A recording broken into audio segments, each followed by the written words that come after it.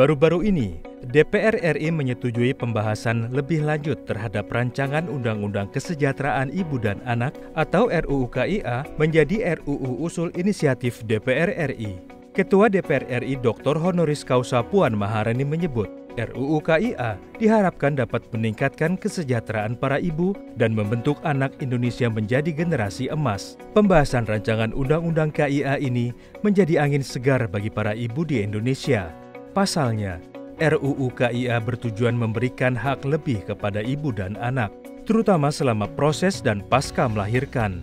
Dalam jumpa pers di gedung DPR RI, Ketua DPR RI Dr. Honoris Causa Puan Maharani berharap rancangan Undang-Undang KIA nantinya lebih menjamin hak perempuan untuk tetap mendapatkan gaji selama cuti.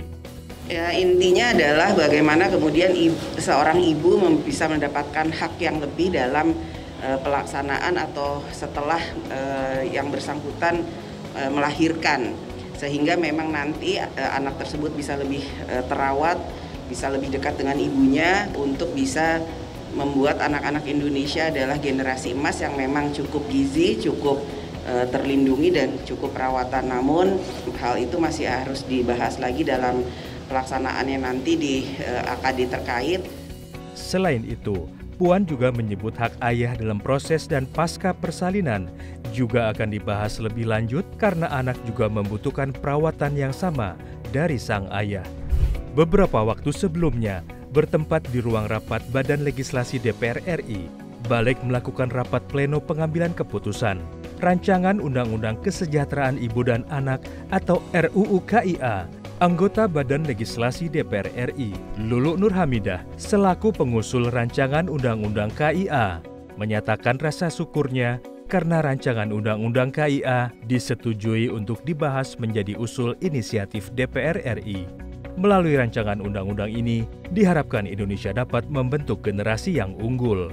Ya, Alhamdulillah pada hari ini kita sudah bisa mengambil keputusan atau pleno terhadap harmonisasi RUU Kesejahteraan Ibu dan Anak, dan Alhamdulillah ada 7 fraksi yang menyetujui untuk dilanjutkan ke tingkat berikutnya, dan ada 2 fraksi yang masih ingin pendalaman kembali, dan sudah diputuskan secara bersama-sama bahwa RUU ini pada akhirnya akan diteruskan ke tingkat pembahasan yang lebih lanjut. Anggota Badan Legislasi DPR RI, Lisda Hendra Joni mengatakan, saat ini di Indonesia perempuan dan anak masih rentan akan kekerasan. Perlu adanya perlindungan hukum bagi ibu dan anak. Lisda menekankan, negara harus hadir untuk setiap ibu yang akan melahirkan, mulai dari kehamilan, kelahiran, sampai membesarkan seorang anak. Nah, sehingga ini perlu adanya perlindungan, dalam hal ini kesejahteraan kepada ibu dan anak, dimulai dari dia bagaimana mempersiapkan perkawinan, kemudian kehamilan, kemudian sampai melahirkan 1000 hari pertama, kemudian membesarkan anak dan lain-lain. Begitu juga anak-anaknya, ini berhak mendapatkan perlindungan sesuai dengan amanat Undang-Undang Dasar Negara Republik Indonesia tahun 1945.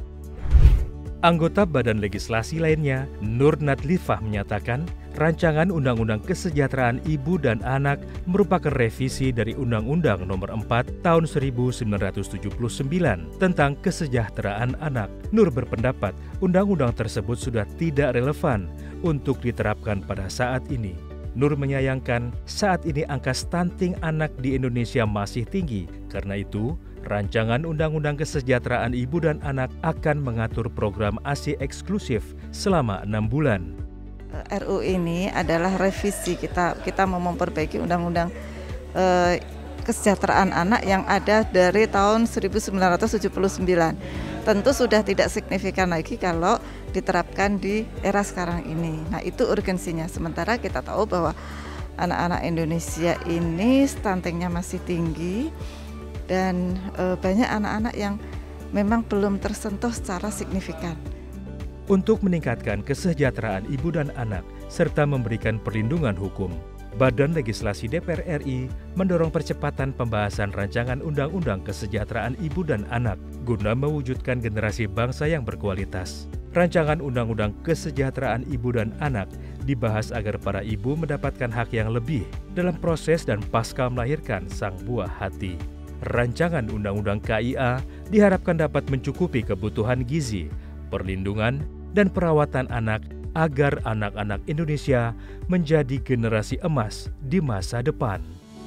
Tim Liputan TVR Parlemen melaporkan.